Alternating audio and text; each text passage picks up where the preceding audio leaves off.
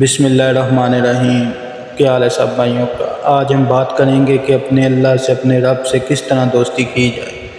تو سب سے پہلے ہم یہ جانتے ہیں کہ اللہ سے کیسے دوستی کی جائے۔ کیا آپ جانتے ہیں کہ اللہ سے دوستی کیسے ہوتی ہے؟ اللہ سے دوستی کے لیے زیادہ مشکل کام نہیں چاہیے، بس دل کا صاف ہونا چاہیے۔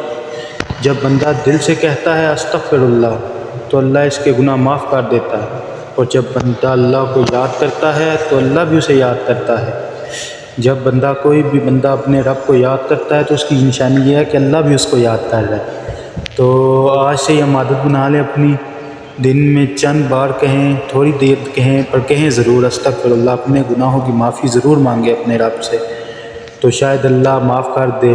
تو ہم اللہ کا ذکر کریں گے تو اللہ بھی ہمارا ذکر کرے گا، اور اللہ سے دوستی کوئی مشکل کام نہیں ہے، بس اللہ کی مانو، تھوڑی سی مانو تو اللہ آپ کی بہت مانے گا۔